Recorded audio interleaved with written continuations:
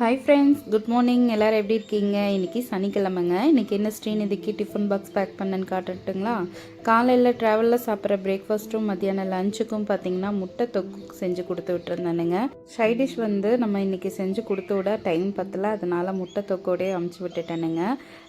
மரவள்ளி கிழங்கு கடையில் வாங்கிட்டு வந்திருந்தோம். அந்த கிழங்கை வந்து வேக வச்சு இன்றைக்கி தாளிச்சிருந்தேங்க. ஆனால் ஸ்ரீநிதிக்கு டைம் பத்தல, அதனால் கொடுத்து விடலைங்க. ஸ்ரீநிதி ரெடியாக கிளம்பிட்டாப்லிங்க. ஸ்ரீநிதியோட அவுட்ஃபிட் இன்னைக்கு இதுதானுங்க. நம்ம காக்கா குருவிங்களுக்கும் சாப்பாடு எடுத்து வச்சுருந்தோம். சரின்னு சொல்லி அதையும் எடுத்து வச்சாச்சுங்க. நம்ம குருவிங்கெல்லாம் ஒரே வெயிட்டிங்கில் இருக்கிறாங்க. குருவிங்கெல்லாம் தினை சாப்பிட்றதுக்கு தாங்க அதிக வெயிட்டிங்கு.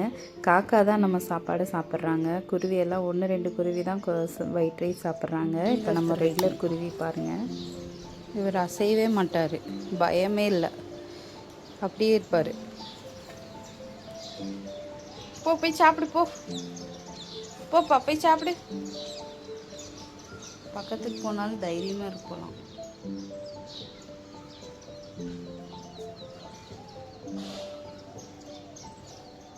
அதுக்கப்புறம் ஸ்ரீநிதி தாட்டி விட்டதுக்கப்புறங்க மரவள்ளி கிழங்கு வேக வச்சு தாளிச்சிருந்தேன். இன்றைக்கி அவருக்கு அதுதான் வந்து பொரியலாக பண்ணி கொடுத்து விட்ருக்கேங்க. அது போக தயிர். இன்றைக்கி அவருக்கும் டிஃபன் பாக்ஸ் பேக் பண்ணிட்டேன். அவரும் சாப்பிட்ருக்குறாருங்க.